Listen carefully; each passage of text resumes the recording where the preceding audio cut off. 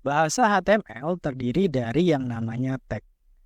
Terdapat berbagai macam tag di dalam HTML, dan setiap tag ini memiliki kegunaan atau fungsinya masing-masing. Kita akan belajar apa itu tag, kemudian berbagai macam tag yang mungkin sering digunakan dalam membuat halaman website.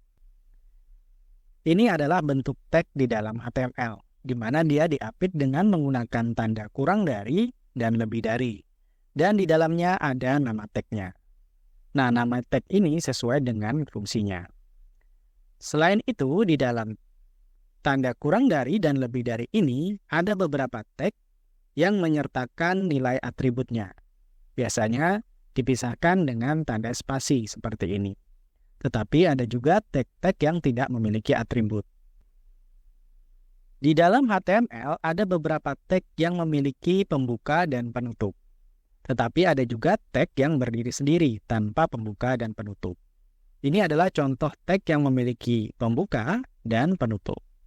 Perhatikan di sini ada tanda garis miringnya di tag penutup, sedangkan di tag pembukanya dia tidak memiliki tanda garis miring.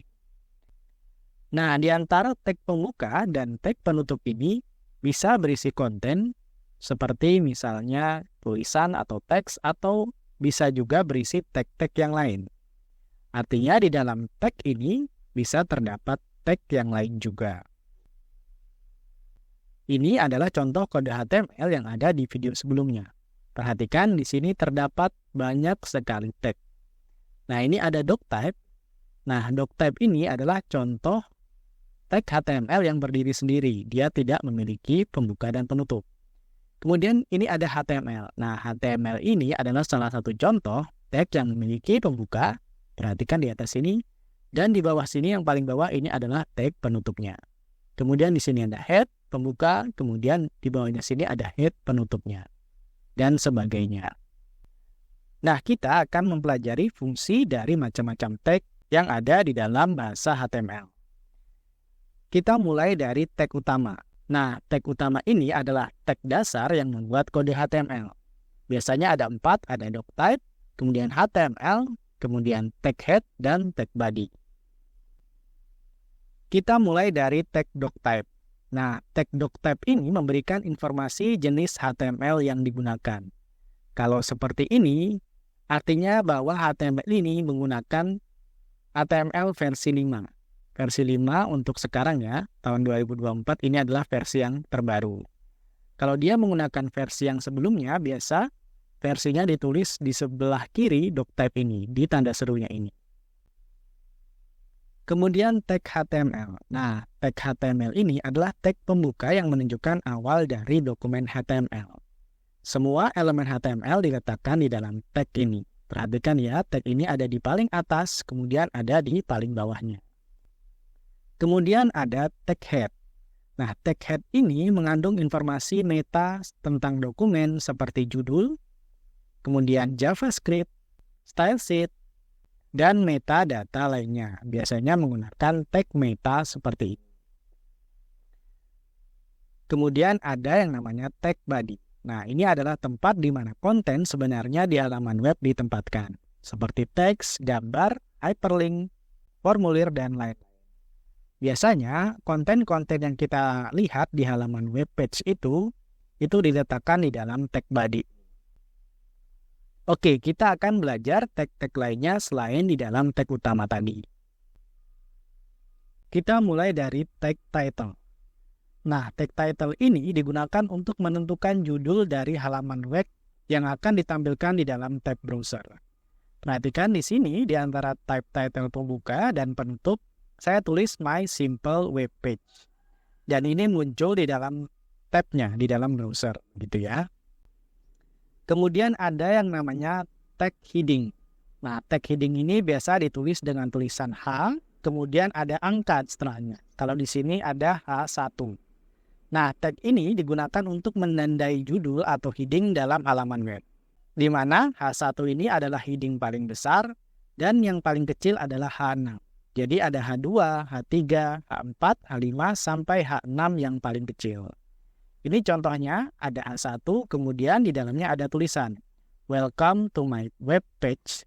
Dan kemudian ini hasilnya halaman webnya ada tulisan welcome to my page. Nah, ini yang paling besar. Kemudian ada yang namanya tag P. P ini kepanjangan dari paragraf. Sama seperti namanya, tag ini digunakan untuk menunjukkan sebuah paragraf teks. Jadi dia digunakan untuk membuat paragraf. Kemudian ada tag UL. Nah, tag ini digunakan untuk membuat daftar. Baik yang tak berurutan. Tak berurutan itu menggunakan tag yang namanya UL seperti yang ada di contoh.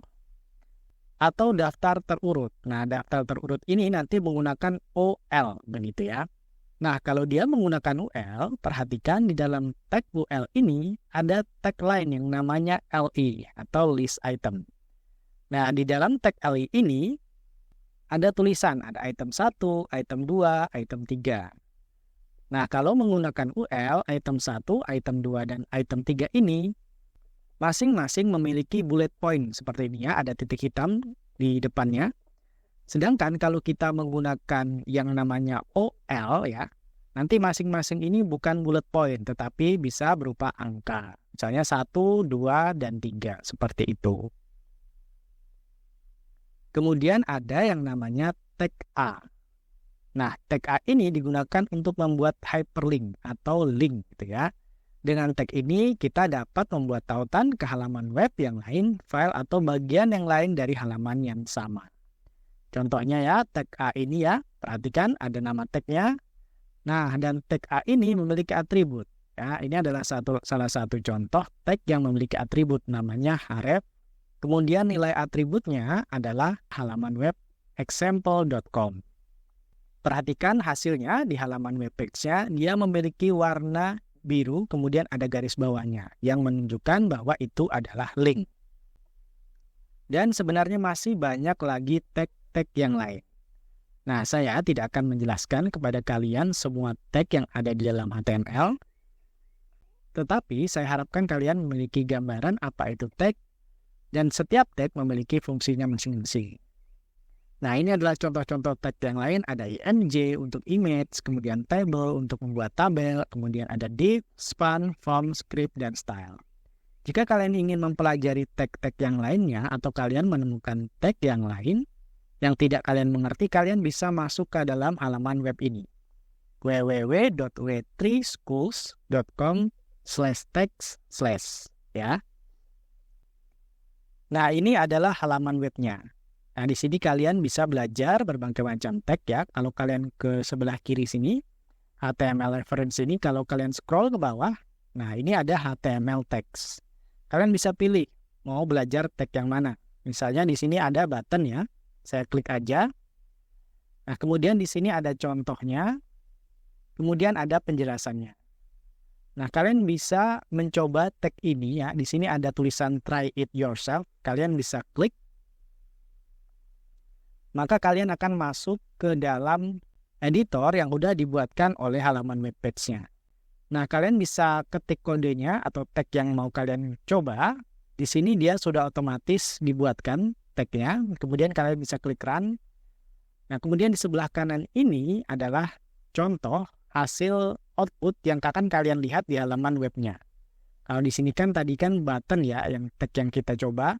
Dan di sini ada tulisan button, kemudian atributnya ada type button, kemudian on click, artinya waktu kita klik dia akan keluar tulisan hello world seperti ini. Jadi kalau saya klik ini muncul tulisan hello world seperti itu.